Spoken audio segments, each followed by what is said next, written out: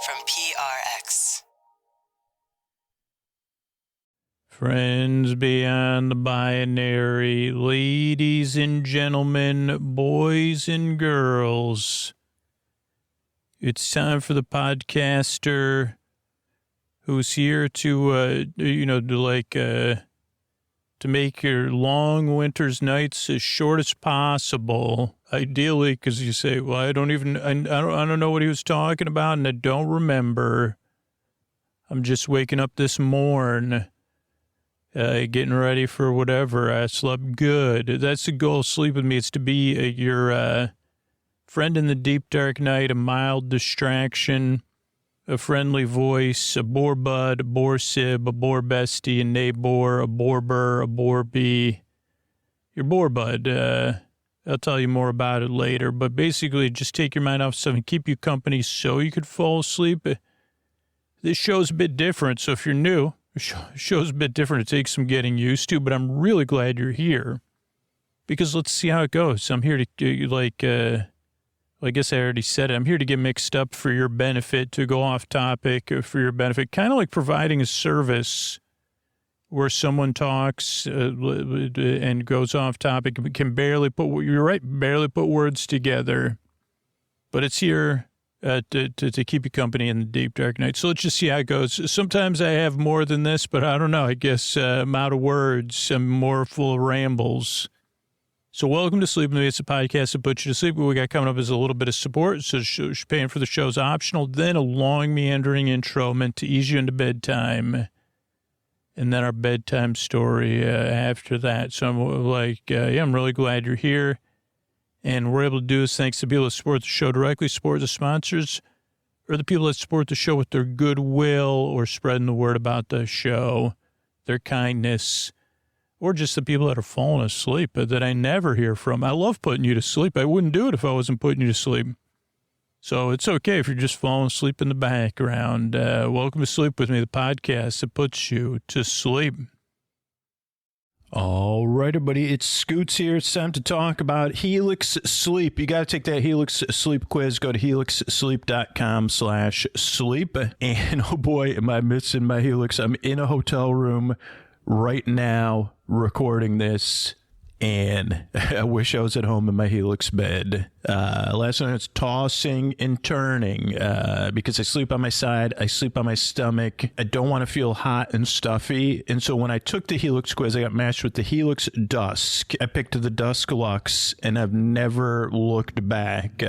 Right now I'm longing for that Helix bed. And it's not like the bed here is bad. It's just made for the way somebody else sleeps.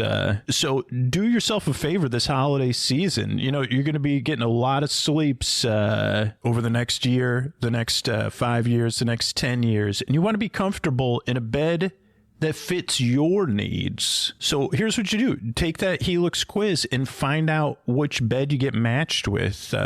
And then start to imagine yourself as comfortable as I'm imagining myself when I get home. And wouldn't it be nice this holiday season to give yourself the gift of comfort, of good sleep? Well, Helix has that in mind because they have an unbelievable deal right now. And you do not want to miss out on it. So this is the time to get a new bed. It starts with taking that quiz at helixsleep.com/sleep. But the offer, 27% off site-wide. So get over there. Plus, you get 2 free dream pillows with any mattress purchase. And there's a free bedding bundle. That's 2 dream pillows, a sheet set, and a mattress protector with any Luxe or Elite mattress order. And that's only at helixsleep.com/sleep. That's only at helixsleep.com/sleep. That's 27% off site-wide. So get over there. Get yourself a comfortable bed to sleep in this holiday season. Thanks, everybody.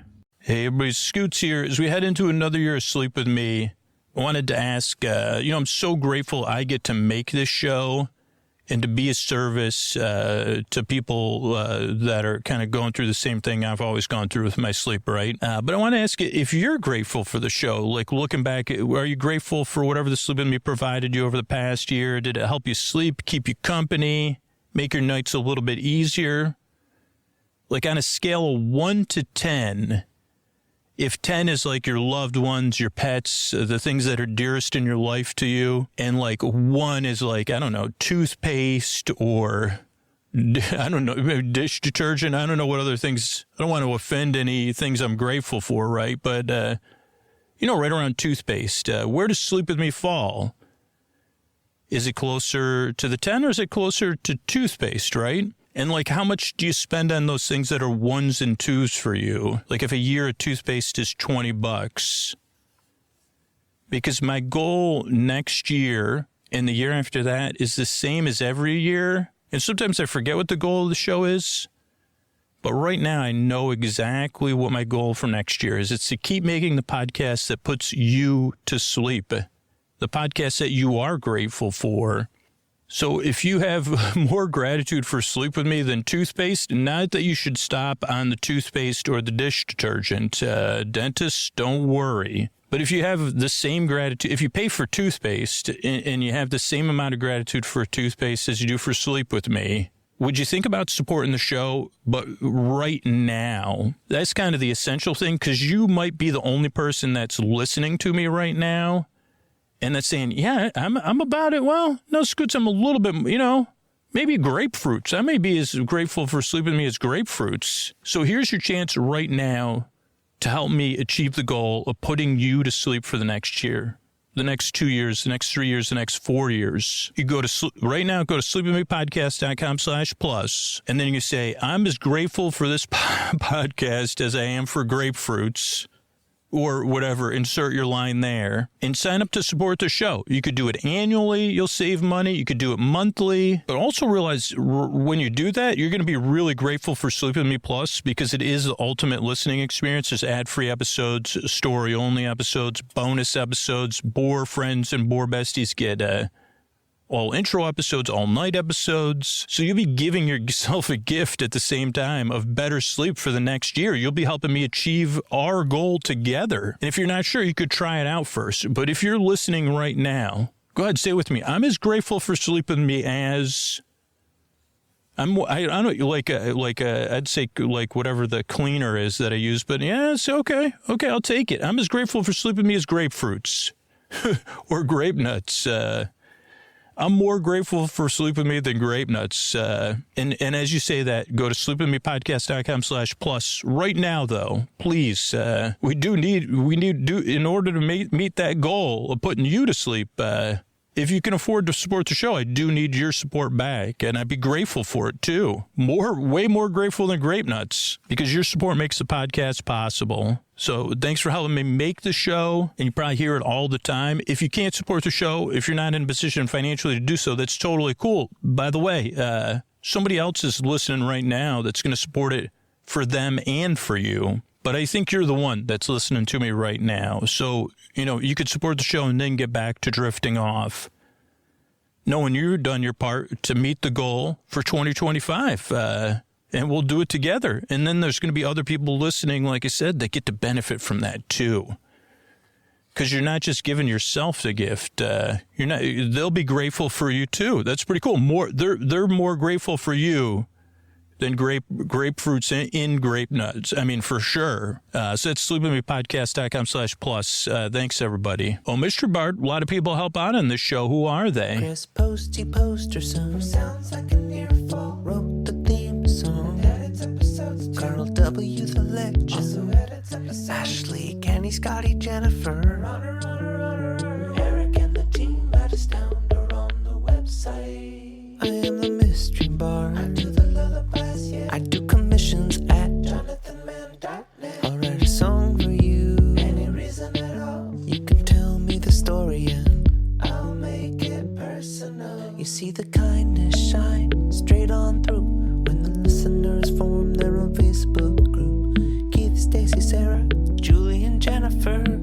These are your moderators. Get support dear Scooter on Patreon. Buy the merch and support the sponsors.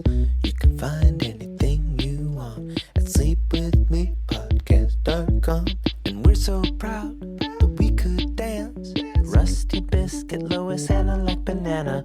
Leah Mia does the transcripts. Thanks, Mystery Bart. Hey, this is Scoots with breaking news. If you get sleep phones, send me a message through the contact form on our website with your receipt, or let me know what Sleep With Me model you got, and I'll give you a free trial of Sleep With Me Plus. And if you get, like, depending on which version you get, it'll be 3, 6, or 12 months, depending on which model of sleep phones you got, but only if you use our link, sleepwithmepodcast.com/sleep you'll save $5 on sleep phones, and you'll get a trial of Sleep With Me Plus, an extended trial of Sleep With Me Plus. So if you sign up, you buy sleep phones, the best way to listen to Sleep With Me over the holiday season. Make sure to send me a message through the contact form on our website. Thanks. And what do you say we slow it down and get on with the show?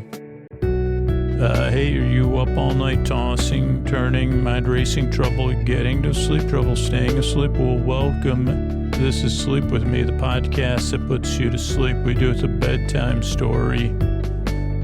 All you need to do is get in bed, turn out the lights, and press play. I'm going to do the rest. What I'm going to attempt to do is create a safe place where you could set aside whatever's keeping you awake. It could be thoughts on your mind, like that you're thinking about, thoughts about the past, present, future. So, thoughts, man. It could be physical sensations, anything keeping you awake there. It could be feelings, physical feelings or emotions. They don't say emotional feelings, do they? But I'm feeling I guess I feel, it used to be my hobby not to feel emotions. But at bedtime, I would say emotions, I'm feeling them. And ones that are not appropriate for bedtime, or they say, wouldn't it be better if I felt that emotion tomorrow? Or I had thoughts and then feelings about my lack of emotions during the day. Or, you described to me my emotional shortcomings. Is that a thing? I mean, internally it is. I don't actually believe it is. To say, well, they're just feelings, man. If someone like the dude would say, here's a question. Has anyone played a holiday version of Jeff Lebowski? Like, how come Jeff Lebowski, The Big Lebowski is a Coen Brothers film, but why isn't there like some sort of holiday season? Does it, it could be it could be for Hanukkah. It could just be for the holiday season. It could be for anything, like a general holiday. So the movie The Big Lebowski, I don't know if it has any holiday. It has lights at the beginning of it, but it seems like the wisdom of Jeff Lebowski, he'd say feelings, man, around the holidays. Yeah. And Jeff Lebowski liked White Russians. What is this, the Jeff Lebowski Barely Accurate podcast? No, this is Sleep With Me. Actually, it's a podcast to put you to sleep. But Jeff Lebowski just popped in my head, seemingly trying to help me with my feelings, about my feelings. And I said, what a nice holiday gift, the presence of Jeff Lebowski in my brain. And then I thought, well, he's Santa-esque. I wouldn't say he's Santa-like, but I would say they're in the same general appearance, comfortable clothing, somewhat, disheveled when I'm not saying it in a negative way. No offense, Santa. But you're, usually working, so you're slightly, if you're in a sleigh all night long, you're going to be disheveled. Let's just be honest. If you're up all night, and I don't know what Santa drinks, but, and I have NA eggnog, but, that was my point, is Jeff Lebowski likes White Russians, and that's a drink that has a creamy alcoholic drink. And eggnog also is that. Could fit that. So, do any of those things ring true to anyone else? Putting a little Lebowski in the season. You could have a balloon, Macy's. And I think we've got about 1/8 of a decent idea here, I believe. But, I mean, maybe more because we have Jeff's calmness. I mean, here's the thing, having Jeff Lebowski as a third-party resident in your mind, mostly handy. As long as you're not getting any, like, hijinks, like in the film, he's going to be helpful to say, whatever, man. I don't do it exact Jeff Lebowski, but just say, don't worry about it, man. Those are just feelings. So that's a nice thing to have around the holidays. Creamy drinks, whether they have alcohol or not, or non-dairy creamy drinks. That's nice. Someone comfortably robed. I would say Santa's outfits are like robe-like. Someone's already probably done. How come Jeff Lebowski doesn't have a holiday special?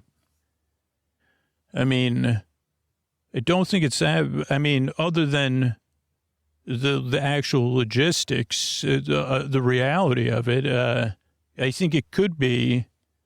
I mean, I would trust the Coen brothers. I'm sure they'd come up with something, but I don't know if they'd be interested. I mean, Jeff Bridges probably busy. So those are a couple limitations. You could do it animated. Big Lebowski. I don't know. Again, like I said, okay, 1/7 of an idea. Where was I, though? Oh, thoughts, feelings, physical sensations. You could be having all of those about that. I mean, what if they had those movies with Tim Allen, right, where Tim Allen took over for Santa Claus, and also Ernest P. Worrell took over for Santa Claus, I believe. I'm not exactly positive. I don't think I saw the Tim Allen movies, and I'm pretty sure if I saw the Ernest Saved Christmas, but if the cover of if the movie poster's anything, Ernest was flying the sleigh at least. And I think the Tim Allen ones were called the Santa Claus, which meant somehow he was illegally binded into being Santa Claus. I mean, like, that'd be pretty funny. Like, here's not a movie idea, but a form of sleepy entertainment idea. Watching Jeff Lebowski deliver presents for a few hours. Even at one house, it probably would take him 8 hours just to deliver presents to one house. There's a special. It's a 12-hour special. And it's called, because maybe he wouldn't, I guess, like, I don't know. That would be one thing. So I don't think Jeff Lebowski should take over for Santa. Anyway, you're right. We should move on to the sleep podcast I'm supposed to make. So anyway, thoughts, feelings, physical sensations, changes in time, temperature, routine, guess. You could be going through something or having something come up.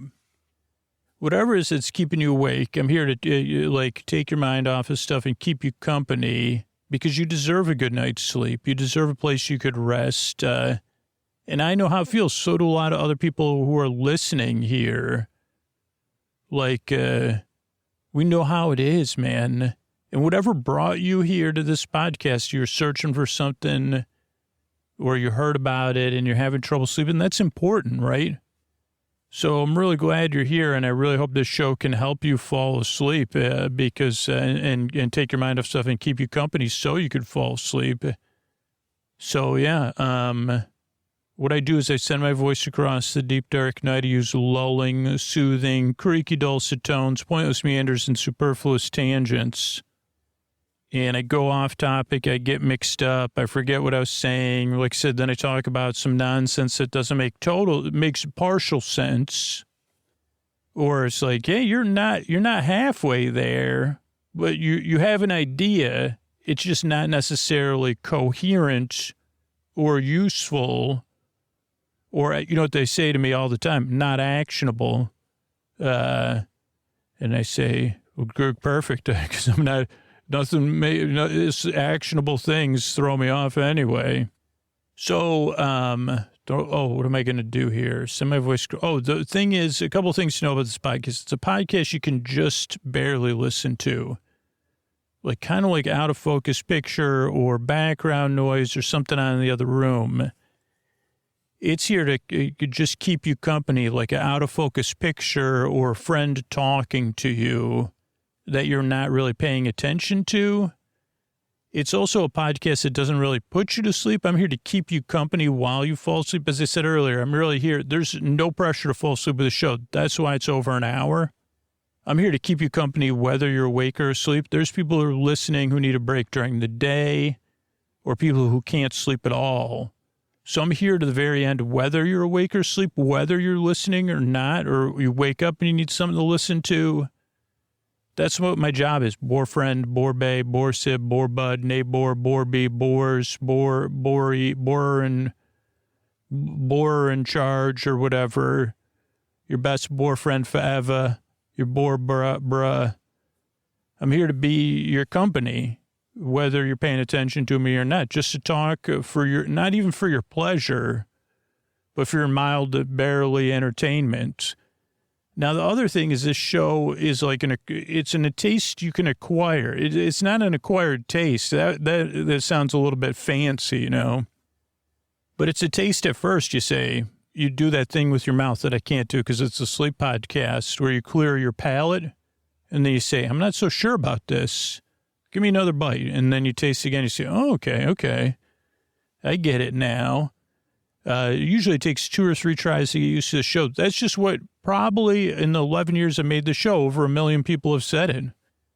First, I didn't like you. I didn't like the show. Or I found the show. I was really frustrated. I expected something different. I thought it'd be something more calm or soothing or about bedtime. But it's just you rambling. But the people on 2 or 3 tries that realize, holy cow, I fell asleep to this. It's what I've been looking for. It's a friend in the deep, dark night to keep me company. That's what I've been looking for. I didn't even realize something like this could be out there. So give it a few tries and see how it goes. And here's the deal. I have a website set up, sleepwithmepodcast.com/no thank you. So if you get to the show and you loathe it or you loathe me, you still deserve a good night's sleep. There's other sleep podcasts and sleepy stuff on there. Maybe you'll find something that helps you out. The other thing I should tell you about is the structure of the show, right? The structure of the show can throw people off as well. It's very designed in a very specific way, but it is adjustable. So let me just explain it to you in case you want to adjust it. If you want to adjust me, like a chiropractor without experience or something, just check out sleepwithmepodcast.com/no thank you. But if you say, oh, okay, I kind of I like this show, but I'll tell you what. So the show starts off with a greeting. All our shows at this point start off with a greeting. Friends beyond the binary, ladies and gentlemen, boys and girls. So you feel seen and welcomed in, and you say, okay, I might check that podcast out. Then there's support. So paying for the podcast is optional. Most people prefer this ad-supported version of the show, and they listen to it linearly. But if you prefer something without ads, you can get that on Sleep With Me Plus. After that is a long, meandering intro, which we've been meandering about for a while. And that's meant to ease you into bedtime, not to put you to sleep. It does put some people to sleep, but for most people, they're winding down, getting ready for bed, doing a chill activity, petting their pets, looking out the window, doodling, playing with blocks or, playing some chill game, and easing into bedtime or in bed getting comfortable. So just see how it goes. But if you don't like the intros, they're a show within a show. They're kind of built into the strategy of the podcast to ease you into bedtime. If you just want stories, bedtime stories bedtime stories from Sleep With Me is a free podcast or ad-supported podcast you can get in any podcast app that has the stories and not the intros. Or if you're a member of Sleep With Me Plus, you get all the stories and all the and all the full episodes and the story-only episodes. So just see how it goes at first, though. But there's a reason we do this. And it's just what worked for me personally, and what most sleep research says is like, hey, ease into bedtime. Have a routine to wind down. It's a gift to yourself. But no pressure to do that, because the other thing is with sleep stuff, if there's pressure, for me, I crumble. I don't crumble and fall asleep, unfortunately. I crumble and overthink. So just see how it goes. What else do you need to know? Structure of the show. Oh, I don't even know what the story-only portion of the show will be tonight because it could be two things. I'm not sure if we already recorded an intro. We're either going to be reading from the Pickwick Papers, their little holiday stuff, or it'll be a Dreaming of Newhart episode. I get the feeling I already recorded the Pickwick Papers intro, but I don't know. So we'll both be surprised. That'll be fun. And, yeah, so that's the structure of the show. So I make the show. Let me just look up the Big Lebowski to see what the Wikipedia page says. 1998. So it's really not, a lot of you are like, what are you? It is a very popular film, but, I would say timeless, but I told my daughter we should watch it, but we haven't watched it yet. Okay, I just want to see what else. It's, okay. It's an independent movie. I don't know what that means. Let's see. Came out January 18th, 1988 at Sundance, and then March 6th, started getting distributed. $15 million to make, $47 million at the box office. It's somewhat of a noir comedy, I guess. Legacy. So yeah, it's very popular. And there was a Lebowski Fest. It's still a thing, huh? I know I've seen things, and I went to a party once where people were performing. I'm just trying to see if there's anything else, like, hey, we decided a spin-off. They will never make a sequel to The Big Lebowski, the Coen brothers said. Okay, this isn't a sequel, though. This is a holiday special. John Turturro said he would like to reprise his role. And that the Coen brothers won't be involved in that, but they did grant the rights. So I don't know. I guess, the rug under me, has been, really brings this, sleepy podcast together. So anyway, it's I'm just here to keep you company and take your mind off of stuff.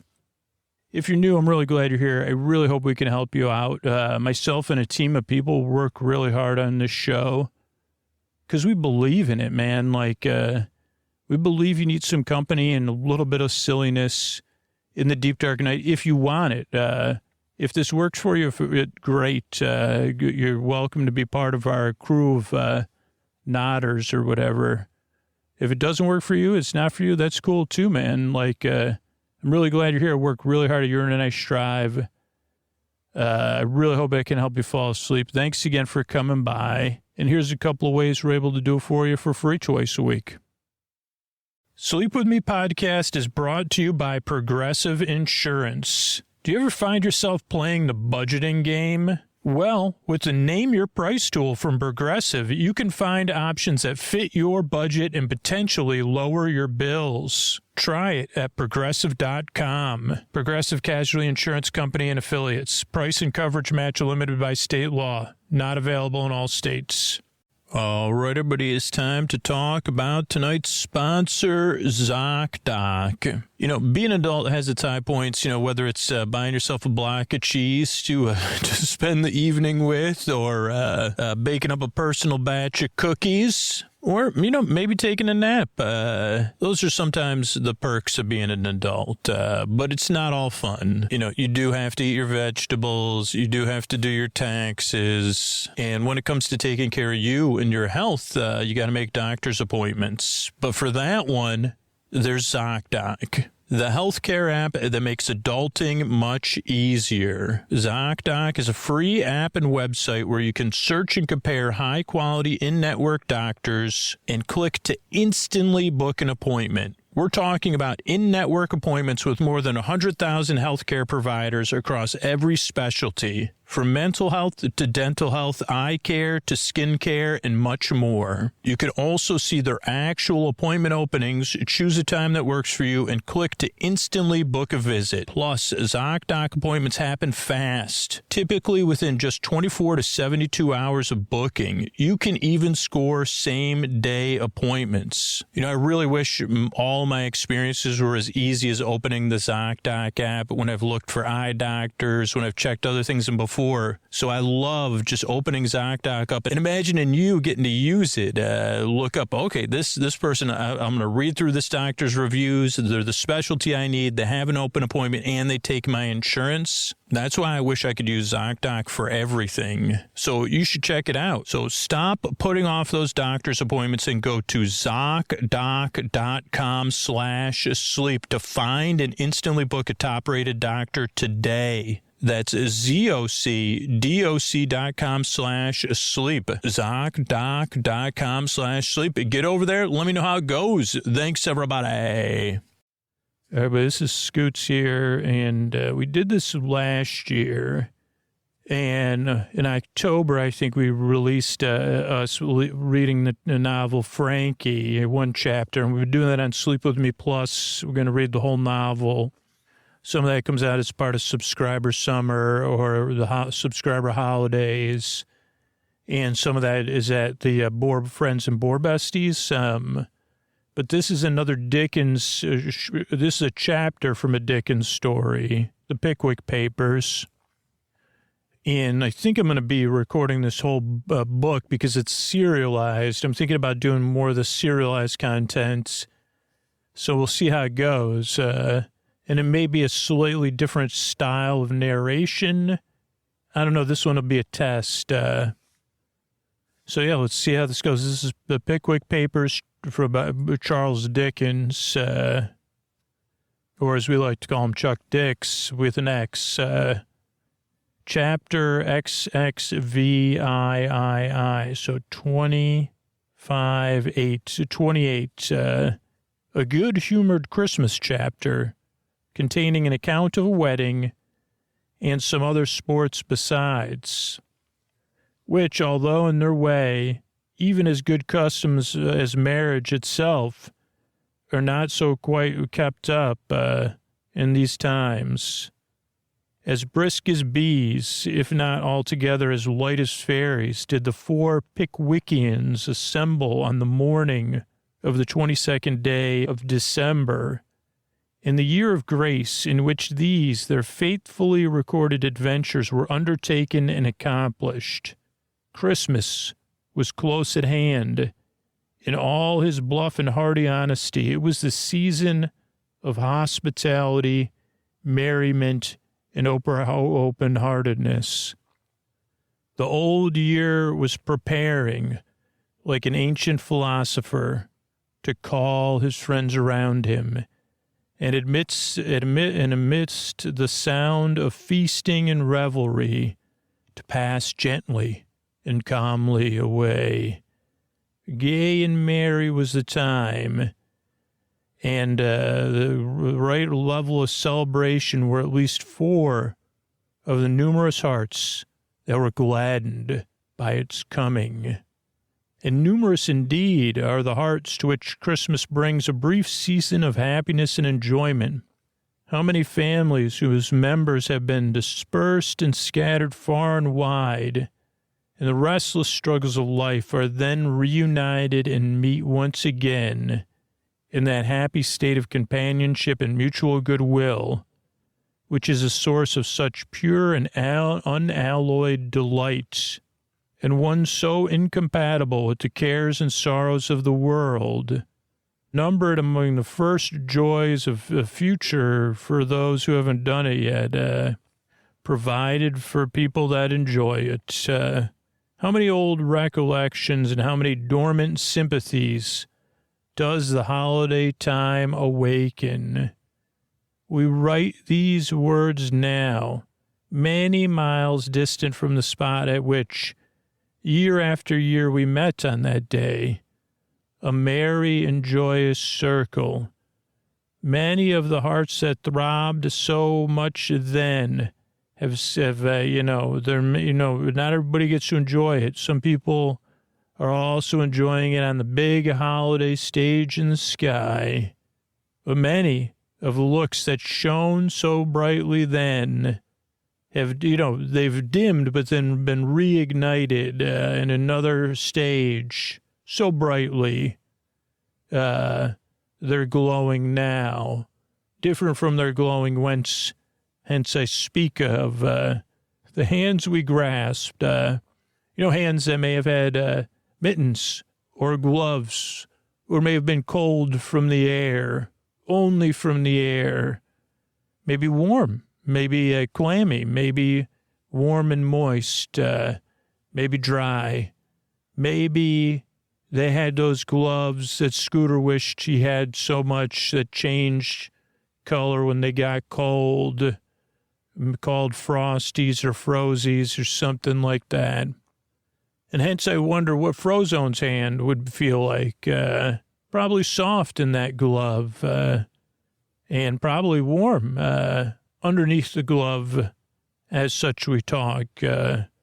Cold, but there are cold hands, and the eyes we sought, some open, some closed, some in various states of open or closed, with luster of various degrees, because some people are sleeping in their beds, and some people are traveling over that rainbow bridge, which apparently, according to this, you do with your eyes closed.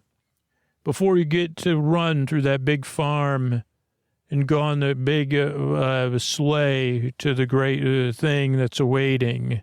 And yet the old house, not this old house, the old house, the room, the merry voices, the smiling faces, the jest, the laugh, the most minute and trivial circumstances connected with those happy meetings crowd upon our mind at each recurrence of the season, as if the last assemblage had been but yesterday. Happy, happy Christmas, as they say at the Dickens Fair. That can win us back to the delusions of our childish days. That can recall to the old man the pleasures of his youth. That can transport the sailor and the traveler thousands of miles away, back to their own fireside and quiet home. But we are so taken up and preoccupied with the good qualities of the holidays that we are keeping Mr. Pickwick and his friends waiting in the cold on the outside of the Muggleton coach, which they have just attained well wrapped up in greatcoats, shawls, and comforters. The portmanteaus and luggage has been stowed away, and Mr. Weller and the guard are endeavoring to insinuate into the foreboot a huge codfish, several sizes too large for it, which is snugly packed up in a long brown basket with a layer of straw over the top, which has been left to the last in order that he may repose in safety on a half-dozen barrels of oysters, all the property of Mr. Pickwick, which has been arranged in regular order at the bottom of the receptacle. He's good at finding someone that's good at spatial organization. And by the way, the interest displayed in Mr. Pickwick's countenance is the most intense as Mr. Weller and the guard try to get that codfish in the boots. It reminds me of the song, I got a codfish in my boots. And, it's been redone since autos and then with boots. The boots of carriages, the boots of vehicles in your time. And the boots, dear, you could say it even, dear Delilah, I've got a codfish in my boot.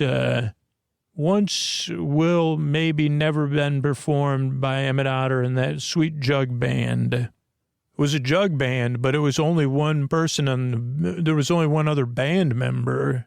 Don't know if Scooter's ever pointed that out before, but you're trying to get that codfish in the boot. Don't put, also, that could be a bumper sticker. Don't put a codfish in my boot ever, please, never. No fish in my boots. Or the boot of my car, period, full stop, ever, no fish in the boot. Any boots, no fish. We're all agreed. But they did try. Head, tail, top upward, bottom upward, sideways, long ways. All of which artifices the implacable codfish sturdily resists until it finally gets in there. Into the boot it goes, and the guard falls in after it, so sillily to those of us watching, who himself, not calculating upon so sudden a cessation of the passive resistance of the codfish, experiences a very unexpected surprise, to the unsmotherable delight of all standard bys. Upon this, Mr. Pickwick smiles with great good humor, and drawing a shilling from his waistcoat pocket, begs the guard, as he picks himself out of the boot. "There's a guard in my boot, too, right now," would say Mr. Pickwick if he was here. He picks himself out of the boot to drink to his health a glass of hot brandy and water, at which the guard smiles too, and Snodgrass, Winkle, and Tupman all smile in company. The guard and Mr. Weller disappear for 5 minutes, most probably to get some hot brandy and water, for they smell very strongly of it. And when they return, the coachman mounts to the box.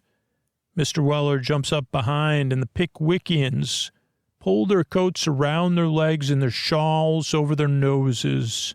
The helpers pull the horse cloths off, and the coachman shouts a cheery "all right," and away they go. They have rumbled through the streets and jostled over the stones, and at length reach the wide and open country. The wheels skim over the hard and frosty ground, and the horses bursting into canter at a smart, hey-ho, keep it moving, step along the road, as if the load behind them, coach, passengers, codfish, oysters, and all, were but a feather at their heels. They have descended a gentle slope and enter upon a level as compact and dry as a solid block of marble, 2 miles long. On they go at a smart gallop, the horses tossing their heads and rattling their harnesses, as if exhilaration at the rapidity of the motion, while the coachman takes off his hat and rests it on his knees, pulls out a handkerchief and wipes his forehead, partly because he has a habit of doing it, and partly because it's as well to show the passengers how cool he is, and what an easy thing it is to drive four in hand when you've had as much practice as he.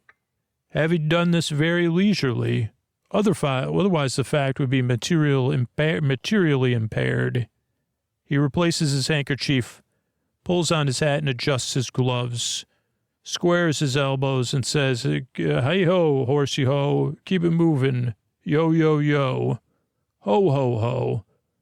And on they speed more merrily than before. A few small houses scattered on either side of the road betoken the entrance to some town or village. The lively notes of the guard's key bugle vibrate in the clear, cold air and wake up the old gentleman inside, who carefully, letting down the window sash halfway and standing sentry over the air, takes a short peep out and then carefully pulls it up again, informing the other side they're going to change directly, on which the other inside wakes himself up and determines to postpone his next nap until after the stoppage. Again, the bugle sounds lustily forth and rouses the cottager's wife and children, who peep out at the horse door and watch the coach till it turns a corner, when they once more crouch round the blazing fire and throw on a log of wood against father. Comes home while father, himself a full mile off, has just exchanged a friendly nod with the coachman and turned around to take a long good stare at the vehicle as it whirls away.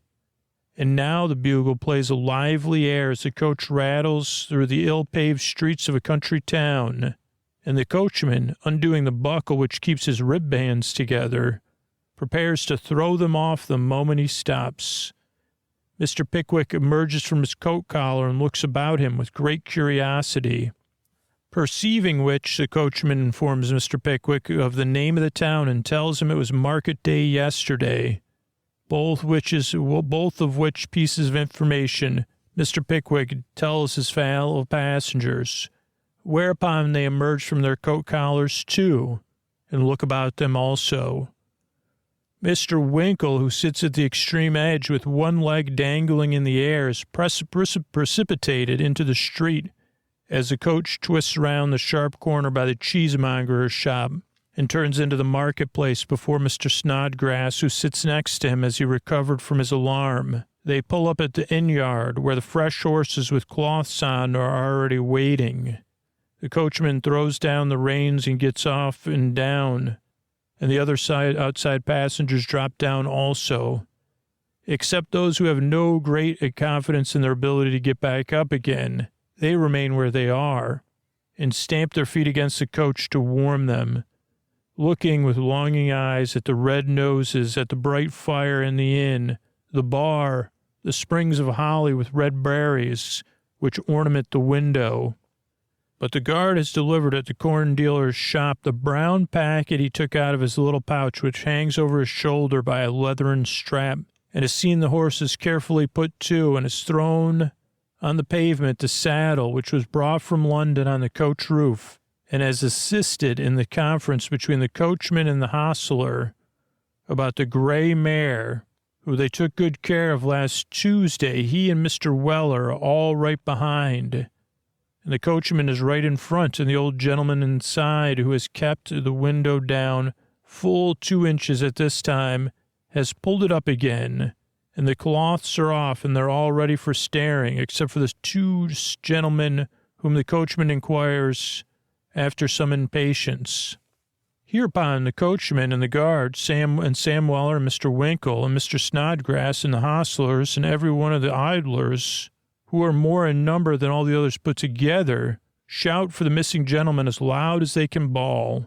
A distant response is heard from the yard, and Mr. Pickwick and Mr. Tupman come running down to it, quite out of breath, for they have been having a glass of ale apiece. And Mr. Pickwick's fingers are so cold he has been a full 5 minutes before he could find a sixpence to pay for it. The coachman shouts an admonitory, "Now then, gentlemen." The guard re-echoes it, and the old gentleman inside thinks it is a very extraordinary thing that people will get down when they know there isn't time for it. Mr. Pickwick struggles up one side and Tupman up the other. Mr. Winkle cries, "All right," and off they are.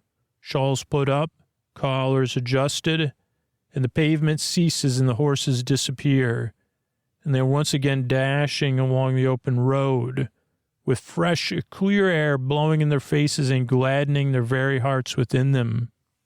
Such was the progress of Mr. Pickwick and his friends by the Muggleton Telegraph on their way to Dingley Dell, and at 3 o'clock that afternoon they all stood high, dry, safe and sound, hale and hearty, upon the steps of the Blue Lion, having taken on the road quite enough of ale and brandy to enable them to bid defiance to the frost that was binding up the earth in its iron fetters and weaving its beautiful network upon the trees and hedges.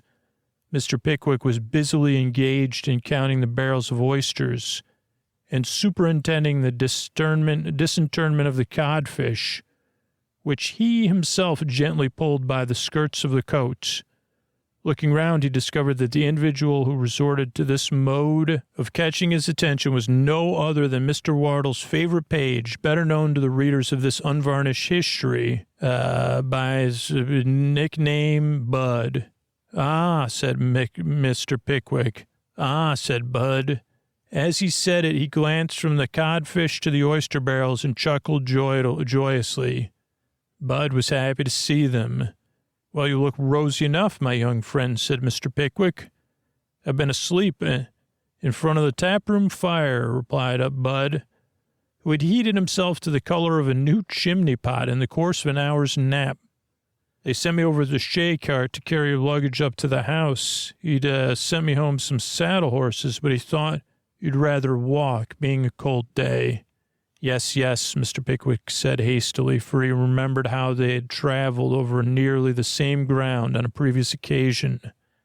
Yes, we'd rather walk. Here, Sam. Sir, said Mr. Weller, help Mr. Wardle's Bud to put the packages in the cart and then ride on with him. We will walk forward at once. Having given this direction and settled with the coachman, Mr. Pickwick and his three friends struck across a footpath into the fields and walked briskly away, leaving Mr. Weller and Bud, who were together for the first time. Sam looked at Bud with great astonishment without saying a word. Bud was a legend, that's why. He began to stow away the luggage rapidly away in the cart, while Bud stood quietly by and seemed to think it was a very interesting thing seeing Mr. Weller working by himself. There, said Sam, throwing in the last piece of luggage. There they are. Yes, said Bud in a very satisfied tone. There they are. Well, young 20 stun. You're a nice specimen of a kid, you are. Thank you, said Bud. You ain't got nothing on your mind as makes you worry, said Sam. Not as I know, said Bud. Well, I'd rather say, to look at you, are you in love? Do you have an unrequited attachment to a young woman? Bud shook his head. Well, I'm glad to hear it. You ever drink anything? I prefer a meal, said Bud. Aye, said Sam. I suppose that. But what I mean is, would you like a drop of anything as to warm you? I suppose you were never cold with all those work you had to do. Sometimes I like a drop of something when it's good, said Bud. Oh, do you? Said Sam. Well, come this way then. The blue line tap was soon gained, and Bud swallowed a glass of liquor without so much as winking, a feat which considerably advanced him in Mr. Weller's good opinion. Mr. Weller having transacted a similar piece of business on his own account as they got into the cart. Can you drive? Said Bud. I rather think it's so, replied Sam. There then, said Bud, putting the reins in his hand and pointing up the lane. It's as straight as you can go. You can't miss it. With these words, Bud laid himself affectionately down on the side of the codfish, not making this up, and placing an oyster barrel under his head for a pillow, fell asleep instantaneously. Bud, you may be my hero now. And somebody remind me one day to get an ornament with Bud snuggled up with a codfish. And to see if I guess I'm going to the Dickens fair, though Bud's my reimagining. Well, said Sam, of all the cool boys I ever set my eyes on, this young gentleman is the coolest. Come, wake up, young dropsy. Wow, this is, I'm sorry to break character, but, wow. But as young dropsy evinced no symptoms of returning animation, Sam Weller set himself down in front of the cart and starting the old horse in, come on, let's get moving, Bud. They jogged steadily on towards the manor farm. Meanwhile, Mr. Pickwick and his friends, having walked themselves into active circulation, proceeded cheerfully on. The paths were hard, the grass was crisp and frosty, the air had a fine, dry, bracing coldness, and the rapid approach of the gray twilight, slate-colored is a better term in frosty weather, made them look forward with pleasant anticipation to the comforts which awaited them, were hospitable entertainers. It was the sort of afternoon that might induce a couple of older gents in a lonely field to take off their greatcoats and play at leapfrog in pure lightness of heart and gaiety. And we firmly believe that had Mr. Tupman at a moment proffered a back, Mr. Pickwick would have accepted his offer with the utmost avidity. However, Mr. Tupman did not volunteer any such accommodation, and the friends walked on, conversing merrily. As they turned into a lane they had to cross, the sound of many voices burst upon their ears. And before they even had time to form a guess as to whom they belonged, they walked into the very center of the party, who were expecting their arrival, a fact which was notified to the Pickwickians by a loud hurrah, which burst from the old Wardle's lips when they appeared in sight. First, there was Wardle himself, looking, if that were possible, more jolly than ever. And then there was Bella and her faithful Trundle. And lastly, there was Emily and some 8 or 10 young ladies who had all come down to the wedding, which was to take place the next day, and who were in as happy and an important state as young ladies usually are on such momentous occasions. And they were, one and all, startling at the fields and lanes far and wide with their laughter and frolic. The ceremony of introduction under such circumstances was very soon performed, or we should rather say that the introduction was soon over without any ceremony at all. In 2 minutes thereafter, Mr. Pickwick was joking with the young ladies who wouldn't come over to the stile, while he looked, or who, having pretty feet and unexceptionable ankles, preferred standing on top of the rail for 5 minutes or so, declaring that they did not want to move, with as much ease and absence of reserve or constraint as if he had known them for life. It is worthy of a remark, too, that Mr. Snodgrass offered Emily far more assistance than the surprises of the stile that allow people but not animals to climb over a fence or wall, although it was a full 3 feet high. So a fence was stairs over a fence, full 3 feet high, and only had a couple of stepping stones, would seem to require, while one young person in a very nice pair of boots with fur round the top was observed to shout loudly when Mr. Winkle offered to help her over. All this was very snug and pleasant. And when the difficulties of the stile or steel were the steps, stones over the fence were last surmounted, they once more entered on the open field. Old Wardle informed Mr. Pickwick that they had all been down in a body to inspect the furniture and fitting-ups of the house, which the young couple were to tenant after the Christmas holidays. At which communication Bella and Trundle, I called you Trumbull, both colored up red as Bud was after the taproom fire. And the young lady with the eyes and the round fur around the boots whispered something in Emily's ear and glanced archly at Mr. Snodgrass. To which Emily responded that she was a foolish girl, but turned very red notwithstanding. And Mr. Snodgrass, who was as modest as all great geniuses are, usually, felt the crimson rising to the crown of his head, and devoutly wished in the inmost recesses of his young heart that the lady aforesaid, with her eyes and her archness and her boots with the fur round the top, were all comfortably deposited in the adjacent county. But if they were happy and social outside the house, what was warmth and cordiality of the reception when they reached the farm? The very servants grinned with pleasure at the sight of Mr. Pickwick. Aunt Emma bestowed a half demure, half imprudent, and all pretty look of recognition on Mr. Tupman, which was enough to make the statue of Bonaparte in the passage unfold his arms and clasp her within them. The lady of the house was seated with customary state in the front parlor, but she was rather cross and by consequence not listening.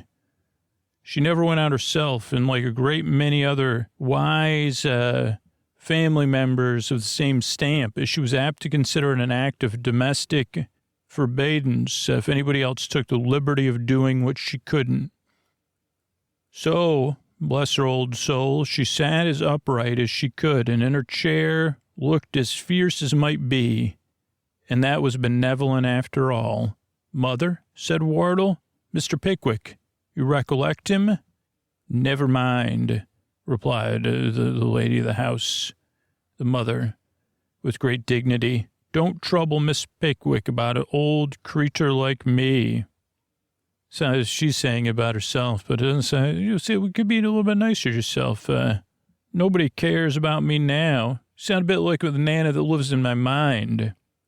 It's very natural they shouldn't. Here, she tossed her head and smoothed down her lavender-colored by the way, it's a beautiful lavender-colored silk dress, ma'am. Scooter did say to her, Doss, breaking many of the third and fourth walls. She smoothed her dress with trembling hands. Come, madam, said Mr. Pickwick. I can't let you cut. Oh, my gosh, Pickwick, channeling me. I can't let you cut an old friend in this way. I've come down expressly to have a long talk and another rubber with you. And we'll show these boys and girls how to dance a minuet before they're 8 and 40 hours older. It's a slow, steady, stately ballroom dance for 2 and triple time. She was rapidly giving way, but she did not like to do it all at once, so she only said, I can barely hear you. Nonsense, mother, said Wardle. Come, don't be cross. There's a good soul. Recollect Bella. Come, you must keep her spirits up, poor girl. The good lady did hear this, for her lip quivered as her son said it. But age has its little infirmities of temper, and she was not quite brought round yet. So again she smoothed down the lavender-colored dress and, turning to Mr. Pickwick, said, Mr. Pickwick, young people were very different when I was a girl. No doubt about that, said Mr. Pickwick, ma'am. And that's the reason why I would make a much of the few that have any traces of the old stock. And saying this, Mr. Pickwick gently pulled Bella towards him, bestowing a kiss upon her forehead, and bade her sit down at the little stool at her grandmother's feet. Whether the expression of her countenance, as it was raised towards the face of the lady, called up a thought of old times, or whether the lady was touched by Mr. Pickwick's affectionate good nature, or whatever was the cause, she was fairly melted, and so she threw herself on her granddaughter's neck, and all the little ill humor evaporated in a gush of silent tears. A holiday party they were that night. Sedate and solemn were the score of rubbers in which Mr. Pickwick and the old lady played together. Uproarious was the mirth of the round, long table. Long after the ladies had retired, did the hot elder wine, well qualified with brandy and spice, go round and round again. And sound was the sleep, and pleasant were the dreams that followed.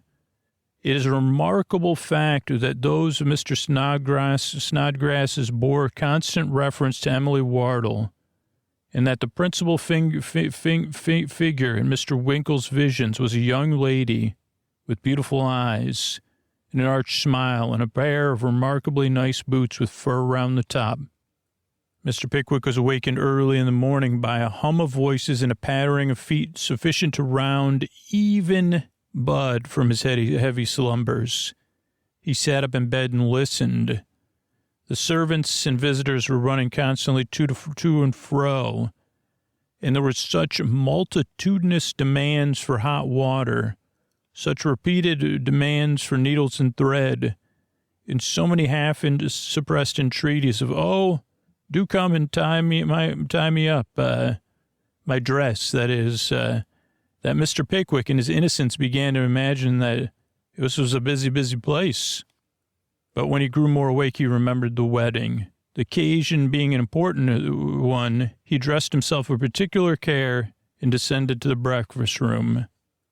And we'll advance a little bit to the late in the evening after the wedding. It was a pleasant thing to see Mr. Pickwick in the center of the group, now pulled this way and then that, kissed on the chin, then on the nose, then on the spectacles, to hear the peals of laughter which were raised on every side.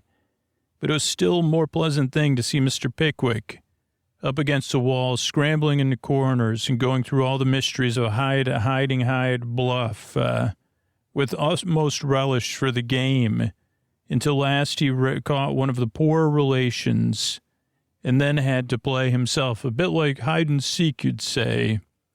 But even Pickwick did this with a nimbleness and agility that elicited the admiration and applause of all beholders.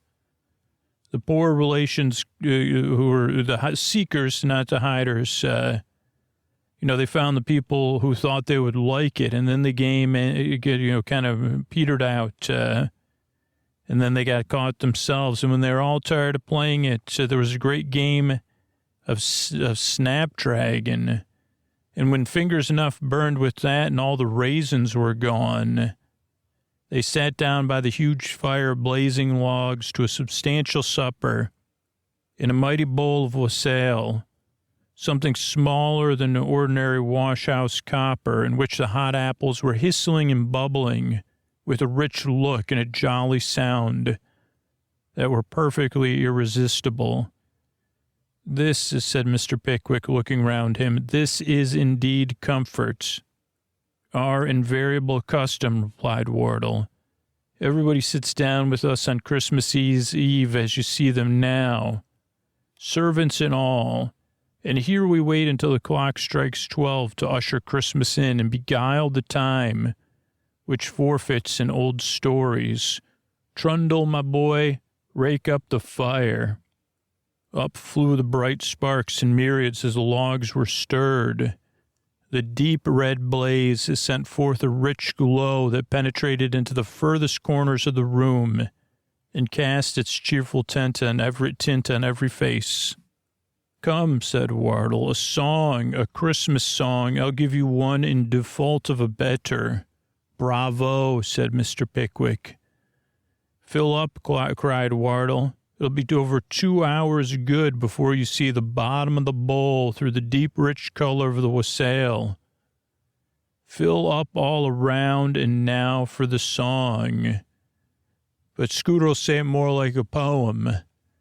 Thus saying, the merry old gentleman in the good, round, sturdy voice commenced without much ado, a Christmas carol. I care not for spring on his fickle wing. Let the blossoms and buds be born. He woos them amain with his treacherous rein, and he scatters them ere the morn. An inconsistent elf, he knows not himself nor his own changing mind and hour. He'll smile in your face, and with wry grimace he'll wither your youngest flower. Let the summer sun to his bright home run, he shall never be sought by me. When he's dimmed by a cloud, I can laugh aloud and care not how sulky he be. For his darling child is the madness wild that sports in fierce fever's train. And when love is too strong, it don't last long, as many have found to their pain.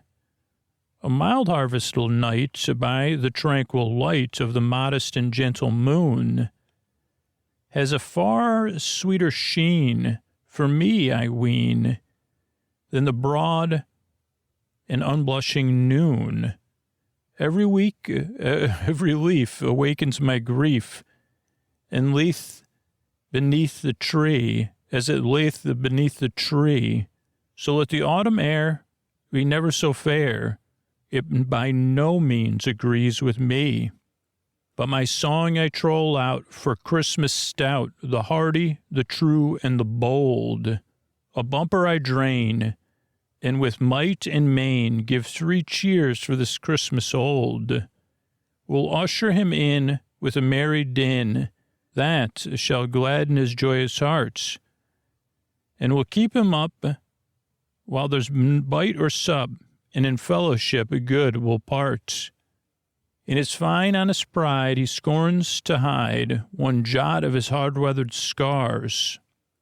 There's no disgrace, for there's much the same trace on cheeks of our bravest tars. Then again I sing till the roof doth ring, and it echoes from a wall to wall, to the stout old wight, fair welcome tonight, and the king of the seasons all. The song was tumultuously applauded. It was a clearer version, clearly, than Scooter would give For friends and dependents make a capital audience, and the poor relations especially were in perfect ecstasies of rapture. Again, the fire was replenished, and again the wassail went around. "How it snows," said one of the men in a low tone. "Snows, does it?" said Wardle. "Rough, cold night, sir," replied the man. "And there's a wind got up that drifts it around the fields in a thick white cloud." "What does Jem say?" inquired the grandmother. "There ain't anything the matter, is there?" No, mother," replied Wardle. "He says there's a snowdrift and a wind that's piercing cold." "I should know that by the way it rumbles in the chimney." "Ah," she said, "there's such a wind, just such a small fall of snow. Reminds me of a good many years back, I recollect, just 5 years before your father went to the great holiday beyond. It was a Christmas Eve, too, and I remember that on that very night he told us a story. A story that's not particularly appropriate, but it was about old Gabriel Grub, and the snickles of bells. Wait, this is a story about what?" said Mr. Pickwick. "Oh, nothing, replied Wardle. "About an old sexton that the good down people here suppose danced away with the snickles of bells, following their bells." "Suppose," ejaculated the old lady. "Is there anybody hardy enough to disbelieve it?" "Suppose. Haven't you ever heard since you were a child that he did dance away with the snickles of bells? And don't you know he was?" "Very well, mother. He was, if you like," said Wardle, laughing. "He was dancing away with the snickles of bells." "Pickwick, and that's the end of the matter." No, said Mr. Pickwick. "That's not the end of it, I assure you. I got to hear this story. The how and the why and all about it." Wardle smiled, and every head was bent forward to hear, and the filling out of the wassail with no delay nodded a health to Mr. Pickwick and began as follows. "Well, bless our editorial heart, what a long, meandering story we've gotten into. We'd quite forgotten all the petty restrictions, such as chapters, we solemnly declare. But here it goes, to give the Snickles a fair start and a new one. Clear stage and no favor. But so now we got to read this one quickly. It was an old abbey town, but meandering, part of the, a while ago. So the story must be true. And there's somebody out there named Gabriel Grub. And, he lived out there. He could be morose and melancholy. Not necessarily the most merriest fellow in the world, but someone once knew him. And he could be as comical if he could chirp out a song without a delay, made up on the spot, or drain a good stiff glass without stopping for breath. But Gabriel Grub was also ill-conditioned, cross-grained, and surly, morose, lonely, who consorted with nobody but himself, an old wicker bottle. Could have been a bit like Scooter, but it was before twilight one Christmas Eve. Gabriel headed out to the old churchyard and wasn't in the great things, but he thought he might raise his spirits if he got to work. And he went up the street and he saw the lights of cheerful, blazing fires through the old casements. Heard the sounds of laughter and cheerful shouts of those assembled because they were making preparations. Hence, it was Christmas Eve. They were ready for the next day's cheer. Even smelled the numerous savory odors steaming out the kitchen windows in clouds. All this was gall and wormwood to the heart of Gabriel Grub. Children bounding out of their houses, Curly-headed little rascals crowded round. Everybody flocked upstairs to play their Christmas games. Gabriel smiled grimly and headed out. In this happy frame of mind, Gabriel strode along, returning to a sullen growl to the good-humored greetings of his neighbors as he passed them. He'd been, looking forward to flying solo, generally speaking. A nice, gloomy place where no one else hung out, especially in the evening.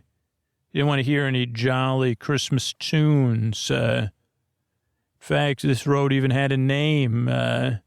Frowny-faced Lane, he liked to call it. It had been known as that since the old days.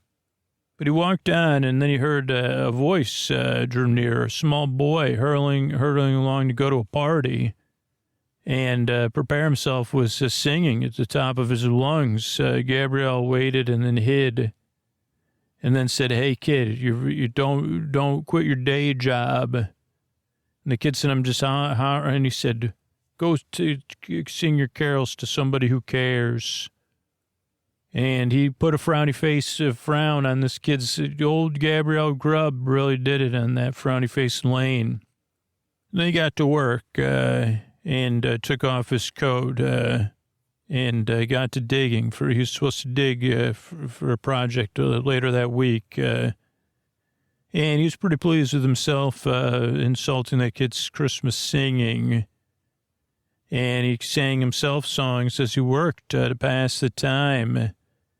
And then he sat down and had a couple of nips off his bottle, his old wicker bottle.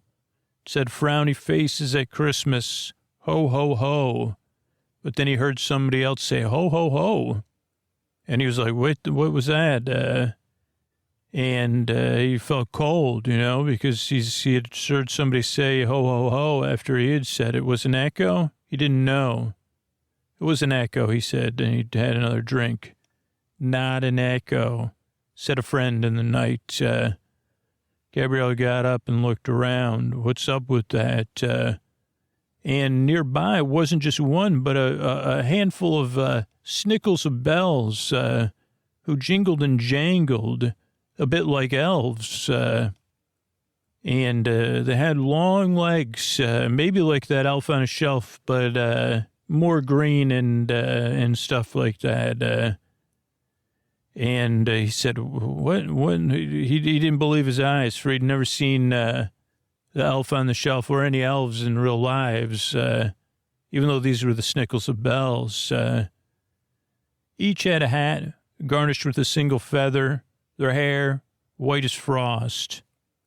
And they sat never still, constantly moving and jingling and jangling, and smiling at Gabriel Grub with a grin only the snickles of bells could do. It was not the echoes, said the bells, the snickles of bells. But Gabriel couldn't reply because he thought it was a dream, but now they were speaking. "What are you even doing out here on Christmas Eve?" they said. "Working." "Who's out here on a night like this? Why work?" Gabriel Grub. "I'm working, man." "What's in the bottle?" they said. "Hollands," he said. "Who drinks Hollands alone?" "At work. Gabriel Grub does." But he didn't say that. He heard it. And they said, "Well, what's going on here? What are you going to do later?" "Were you the one that criticized that kid's caroling?" "He was caroling for the joy of caroling, for no one else but himself." And they heard more and more singing, borne upon his ears upon a wild wind. And then it passed, but then he heard his name, Gabriel Grub, Gabriel Grub. "Well, what do you think, Gabriel?" the snickles of bells said. "What do I think? Yeah, what do you think, Gabriel?" they said. And they smiled and they danced. "Well, it's curious. Curious. I like your hats, but I'm working." And they said, "Work? What work?" digging. Well, why would you dig and work in a night for merriment and pleasure? Who does that? And they said, Gabriel Grub. Well, I don't know, man. And they said, well, why don't you follow us across the lane? And when you hear our bells, you could follow our bells and go to a land where you'll learn to sing carols and let joy fill your heart. Or you could stay here in the cold. Just follow our jingles and our jangles. And so Gabriel Grubb set off, following their jingles, following their jangles. And hence he became a legend, rarely told, of the holiday that Gabriel Grubb returned, much like other people return on the morning of Christmas morrow or whatever. And every time he passed a home where any carols were being sung at all, he said, huzzah, huzzah, happy Christmas, what joyful singing I doth hear. But when you open your door to say, who compliments our singing so kindly? I'd like to share a cheer with you. There would be no one there. And that's the legend of Gabriel Grubb. Whenever you compliment someone's caroling, you could do it. In a matter of fact, some people have never heard of this, but they go around even now when people are caroling, and they stand at a distance from the carolers, and they say, who doth carol so finely as those I hear on my ears? Happy Christmas to all. So from Scooter and everybody, I hope you're having a happy holiday season. However, you could, because Gabriel Grubb could, you can invoke the spirit of Gabriel Grubb wherever, however you wish, and just bring good cheer to all, and to all a good cheer. Good night. Hey, everybody, Scoots here, and if Sleep With Me has been a gift to you this year, something that helps you relax, feel cared for, fall asleep night after night, why not ask for the ultimate gift this year, a gift subscription to Sleep With Me Plus? It's a perfect way for someone in your life to show that they care about your sleep. With Sleep With Me Plus, you get ad-free episodes, story-only versions, and bonus content that lets you customize how you listen all year long. And here's how to do it. You could check our podcast feed. I got a message for that person. So you can either use the message in our podcast feed, or you could tell the loved one in your life, a friend, or whoever says, hey, what do you want for the holidays this year? You say, I'd love a gift subscription to Sleep With Me Plus. And they could head to sleepwithmepodcast.com/plus and just scroll down. You'll see gift subscriptions and sign up. And they could give you 3 months, 6 months, 12 months. They could give you it at any level. So it's a very customizable gift, too. But whatever they give you, they're going to be giving you the gift of better. What a more loving thing than the gift of better sleep. And they'll be supporting the podcast that puts you to sleep, helping me reach my goal in 2025 of making the podcast that puts you to sleep. And if you're hearing this and you're thinking of someone you could give them the gifts of Sleep With Me Plus. It's a thoughtful way to show that you care about their rest, their relaxation, their well-being. You know how much Sleep With Me means to them. They want Sleep With Me in 2025, 2026, 2027, 2028. So whether you're asking for it or you're gifting it to someone else or you're gifting it to yourself, Sleep With Me Plus is a gift that keeps on giving. Oh, boy, does it. Good gravy. Night after night, it'll be there. And if they're a super fan, they could dig deep into the archives. So go to sleepwithmepodcast.com/plus to sign up and share the gift of sleep today.